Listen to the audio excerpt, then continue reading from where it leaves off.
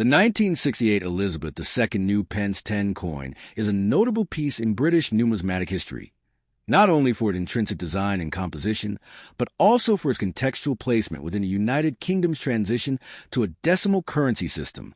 This transition, culminating in Decimal Day on February 15, 1971, was part of a larger effort to modernize and simplify Britain's complex monetary structure, which had previously been based on pounds, shillings, and pence, a system that dated back centuries and could be quite confusing, with 12 pence to a shilling and 20 shillings to a pound. The 10 new pence coin introduced in 1968, however, was among the very first decimal coins released in anticipation of this historic transformation, marking a pivotal moment in the United Kingdom's economic evolution and coinage history. Struck in cupronickel, 75% copper and 25% nickel, and measuring 28.5 millimeters in diameter, the 1968 10 new pence coin was the largest among the initial decimal coin issues. It was roughly equivalent in size and value to the old 2-shilling piece or florin, making it an ideal candidate for early introduction without causing significant disruption to daily commerce. This coin was intended to familiarize the public with decimal coinage before the full system went into effect. Though dated 1968, the coin remained in circulation for decades and played a key role in the UK's daily financial life.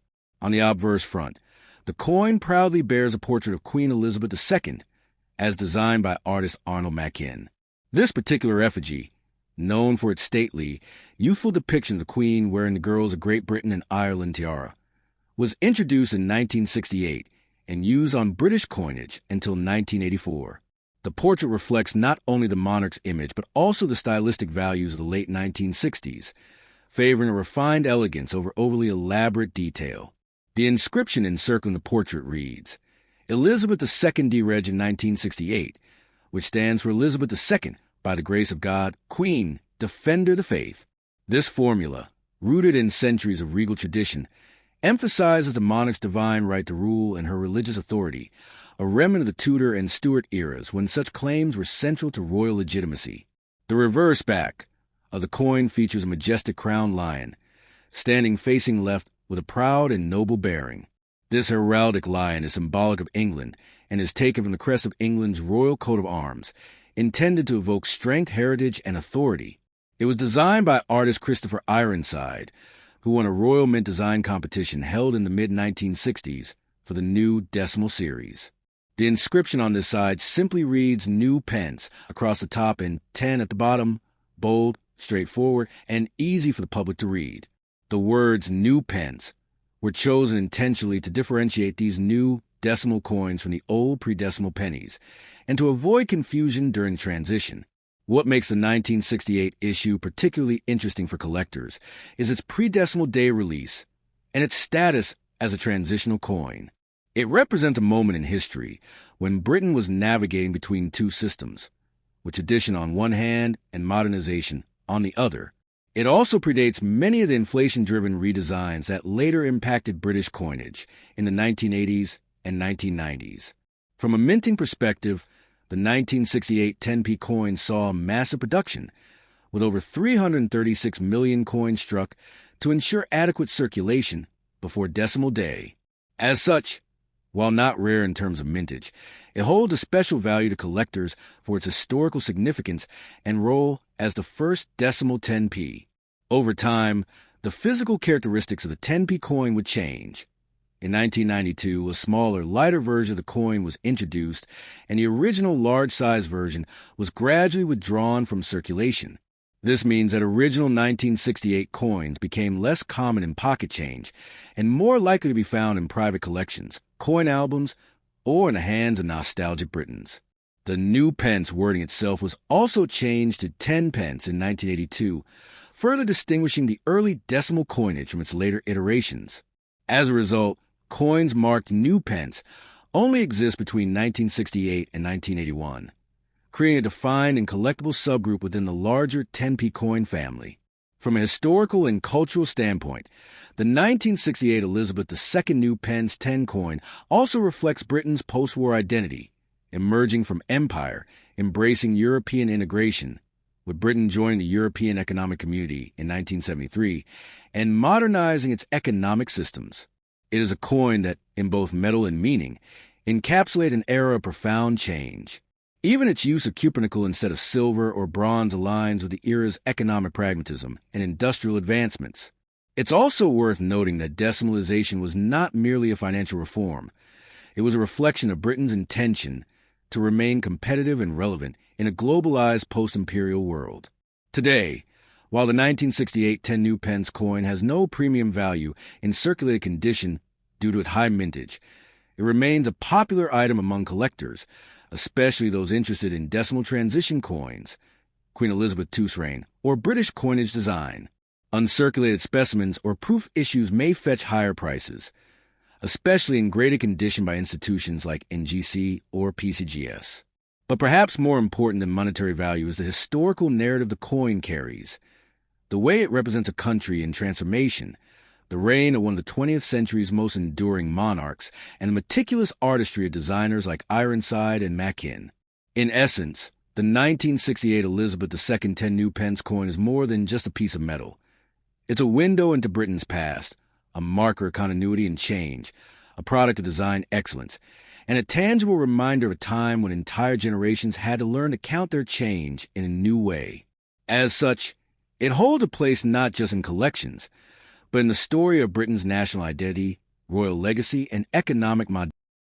United Kingdom undertook one of the most significant overhauls in its monetary system since the reign of Henry II. The move from the centuries-old system of pounds, shillings, and pence to a decimalized currency. This historic transition was known as Decimal Day, and it took place on February 15, 1971. In this new monetary framework, the pound sterling was divided into 100 new pence rather than the complex system of 240 pence per pound, 12 pence to the shilling, 20 shillings to the pound, that had persisted for centuries. It was in this environment that the 1971 Elizabeth II 10 new pence coin was born, not just a new coin, but a symbol of modernization, economic rationality, and the forward thrust of British policy during a turbulent yet transformative period in global finance. The 10 new pence coin of 1971 is a remarkable artifact, not only for its numismatic characteristics, but also for the cultural and political context it represents. Made of copper nickel, a mixture of copper and nickel, typically 75% copper and 25% nickel, the coin has a mass of 11.31 grams and a diameter of 28.5 millimeters, making it relatively large by modern standards.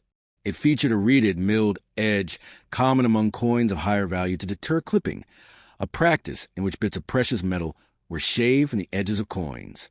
Although no longer made from precious metals, the 10 new pence continued this traditional feature as a symbol of continuity and security. On the obverse side of the coin, that is, the heads, one finds a familiar portrait of Queen Elizabeth II, which had become a hallmark of British coinage since her accession to the throne in 1952. However, this particular portrait, used from 1968 to 1984, was designed by the sculptor Arnold Mackin, a respected Royal Academy artist. His effigy of the Queen, wearing the girls of Great Britain and Ireland tiara, was a departure from more formal, traditional images. It conveyed a more youthful, accessible monarch while retaining regal dignity. This choice of image was both deliberate and symbolic. The new decimal coinage sought to bridge the gap between the traditions of the monarchy and the modernization of the British economy. The reverse side of the 1971 10 new pence coin displayed a regal and time-honored design, a lion passing guard ant, or walking lion with head turned toward the observer, which is one of the heraldic beasts associated with the English crown. The lion, surrounded by the inscription new pence above and the denomination 10 below, was designed by Christopher Ironside, the chief designer for the new decimal coins. Ironside's lion was a tribute to the Shield of England, a key element of British heraldry that traced its origins back to the Plantagenet kings. It was a symbol of strength, continuity, and national pride, a wise and politically poignant choice during a time when many were skeptical or resistant to the decimalization of British currency. But why new pence? This qualifier was introduced in order to avoid confusion with the old pre-decimal coinage. For example, a pre-decimal shilling was worth 12 old pence, roughly equivalent to 5 new pence. Without the new designation, users could mistake one denomination for another. Thus, from 1971 until 1981, the words new pence appeared on decimal coins. In 1982, the Royal Mint changed the legend to simply state the number followed by pence, a sign that decimalization had become firmly entrenched in public understanding.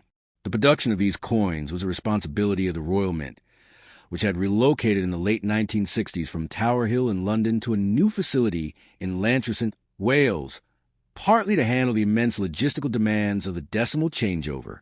Tens of millions of the 10 new pence coins were struck in 1971, making a common and accessible piece of currency. Yet its historical significance lends an air of collectability and enduring interest. The high mintage numbers mean that, even today, uncirculated examples or proof versions are affordable to collectors but still hold symbolic value as the first of their kind. Beyond its technical and design aspects, the 1971 10 new pence coin is a mirror of its time. The early 1970s were years of economic uncertainty and political transition in Britain. The nation was navigating its post-imperial identity, seeking closer ties with Europe, eventually joining the EEC in 1973, and experiencing significant inflation, labor unrest, and political turnover. Decimalization, though long planned, was implemented amidst this broader climate of upheaval and modernization. The coin therefore stands at the crossroads of tradition and change, a physical representation of a country redefining itself on both the global stage and in the pockets of its citizens. Culturally, the 10 new pence was part of daily life for millions. It was used for bus fares, newspapers, tea at the local cafe, or perhaps a bag of sweets from the corner shop. This ubiquity makes the coin not only a financial instrument, but also a nostalgic relic, a small, sturdy piece of everyday British history. In the years following 1971, changes to coinage continued apace.